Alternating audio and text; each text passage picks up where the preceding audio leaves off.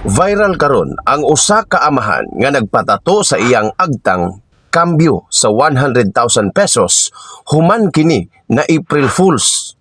Nasayran nga niadtong Abril 1 nagpost kining si Taragis ngadto sa ilang Facebook page nga kung si Kinsa ang magpatato sa logo sa Taragis ngadto sa ilang agtang pagatagaan kini og 100,000 pesos. Apan kung i-click nimo ang usa ka picture nga gipost ni Taragis, didto makita sa ubos nga bahin nga dunay nakabutang nga April Fools. Wa usab damha sa mga netizen nga dunay mukasa sa maong post. Sa atong nasayran, dili kini first time ang maong challenge tungod gihimo na kini ni Kapuet kung asa nihatag kinig on the spot nga 20,000 pesos ngadto sa usa ka tawo nga nikasani ining maong challenge nga magpatato ngadto sa iyang agtang.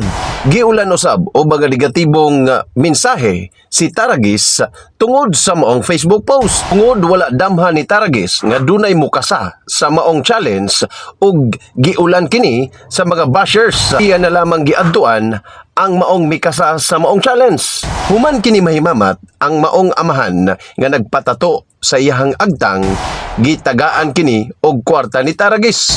Wa sab gisaysay sa maong video kung 100,000 bagyod ang gihatag ngadto sa maong amahan. Ni promisa usab si Taragis nga kung iyahang ipa-erase ang maong tato sa iyang agtang, kontakon lamang kini og motabang kini aron mawala na ang maong tato. Apan doon nagihapoy mga negatibong komento ngadto kang Taragis tungod dili matod pahimuon niini ang paghatag og kwarta kung wala kini gibash ngadto sa social media. Ang atong mensahe na lamang ngadto sa atong mga kaigsuonan nga dili dayon magpatuo-tuo og dunay mga challenge sa social media kay kasagaran labi na sa mga vlog, mga prank ra ang uban niini ug dili kini tinuod. Mas maayo ng sayron una ang maong mga papremyo or unsa ang inyong mga pag-aapilan nga challenge una kini pagahimuon. Labin pa kay dili lalim ang maong challenge og hantod sa imong kinabuhi na kini nga pagadalhon nga duna kay tato sa imong agtang.